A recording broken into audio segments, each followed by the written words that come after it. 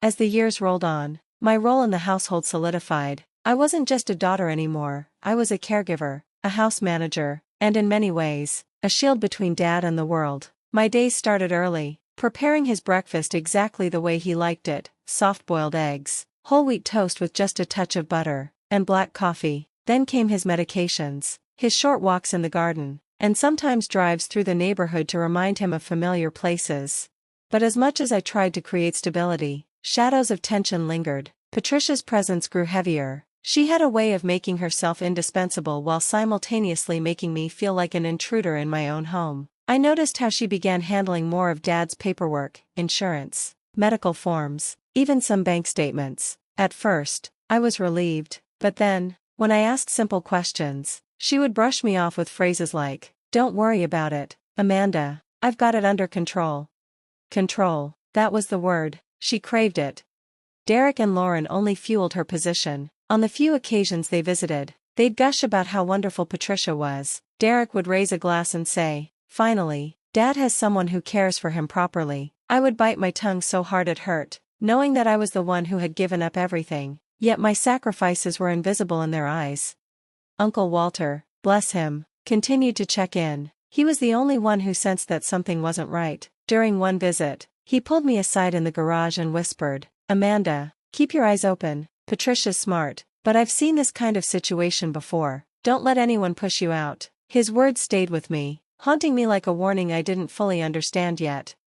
And then came today, Dad's 70th birthday. I had spent weeks planning it, contacting old friends, arranging his favorite jazz band to play in the backyard, stringing lights along the porch, and even putting together a slideshow of memories from his childhood to now. It was supposed to be a day of celebration, a day to remind Dad how loved he was. But instead, it became a stage for betrayal. When Derek stood up during the toast, his smirk slicing through the room, I knew something was coming. "Pack your bags, loser," he said, raising his glass. "This house is going up for sale." The words hit me like a physical blow. For a moment, the room spun. I glanced at Dad, his eyes wide, his mouth opening as if to protest, but no words came out. Patricia's hand rested lightly on his arm, her expression unreadable, though I swore I saw the ghost of a smile tug at her lips. Everyone else? They clapped, they laughed, some even cheered as though Derek had announced a promotion or a vacation home. To them, it was a victory, a chance to move forward, to cash in on the one thing that tied them to responsibility. To me, it was the end of everything. I excused myself, my hands trembling as I stepped out into the cool night air. The laughter from inside bled through the windows, a cruel soundtrack to my heartbreak. My whole life for the past 5 years had been in that house. The walls carried Mom's laughter, Dad's wisdom, and my own sacrifices, and now, it was being taken away with a toast. I pulled out my phone and dialed one number, Uncle Walter. "Walter," I whispered when he picked up. "It's happening, Derek's making his move." There was a pause, then his steady voice, "Stay calm, Amanda. Don't let them see you panic. I'll be there first thing in the morning, and remember, don't sign anything." I closed my eyes, clutching the phone as if it were a lifeline. Inside, they were still celebrating, but outside, under the dim porch light, I made a silent vow: they won't take this house, they won't take Dad, not while I'm still standing. Little did I know, the fight that began tonight would unravel secrets, test loyalties, and force me to confront truths I wasn't ready to face.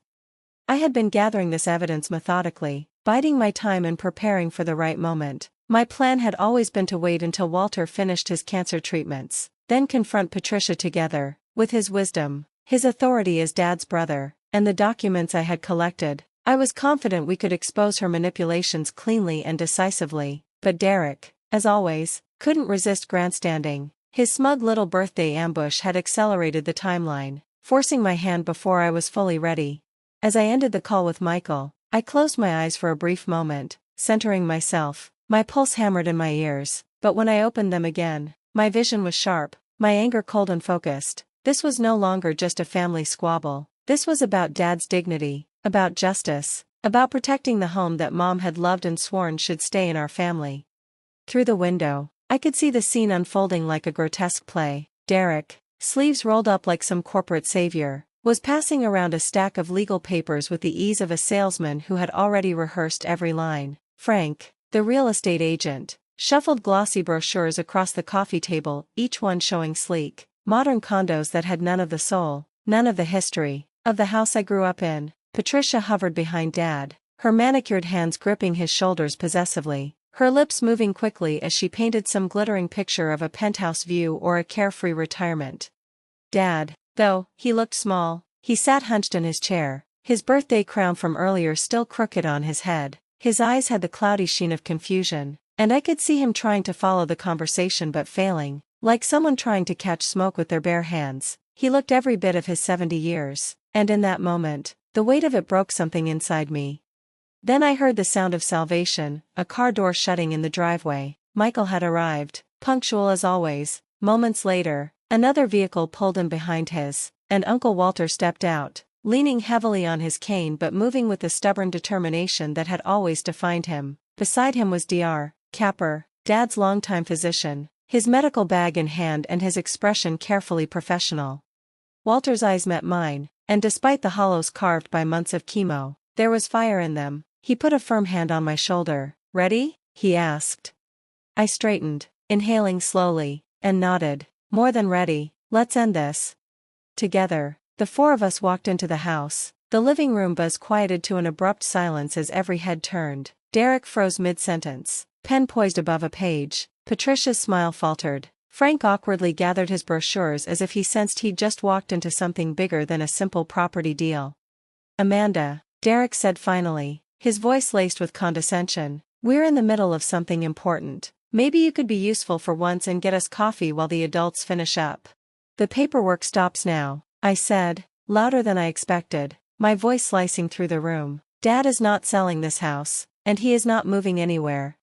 The silence cracked into Derek's laugh, sharp, dismissive, and designed to humiliate. "Too late, little sister. The papers are already signed. As power of attorney, I have every right to make these decisions in Dad's best interest." Lauren, who had been perched on the arm of a chair, frowned uncertainly. "Derek has power of attorney. Amanda, it's legal. Maybe you're just overreacting?" I turned to her, refusing to flinch. "Did you ever ask yourself why Dad suddenly needed someone else to make his decisions? Did you ever question the timing, how his cognitive decline just happened to appear after Patricia came into his life?" Patricia gasped theatrically, pressing a hand to her chest. "How dare you? I have done nothing but love and care for Harold. Tell her, darling." She nudged Dad, who looked overwhelmed and unsure, his mouth opening but no words coming out. I stepped closer, locking eyes with her. "Patricia has been systematically medicating Dad, without his knowledge and without Dr. Capper's consent. She's been slipping him sedatives and antipsychotics to mimic dementia. That's not caregiving, that's poisoning." "That is absurd," Derek snapped. "This is just you clinging to your little caretaker fantasy. Grow up, Amanda. The house is gone. It's time you faced reality."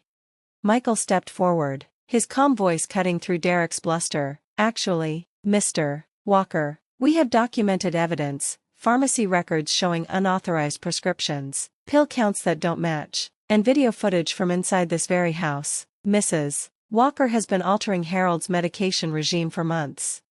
A ripple of unease moved through the room. Lauren's face paled. Frank, the agent, quietly gathered his things and muttered something about needing to step outside and make a call.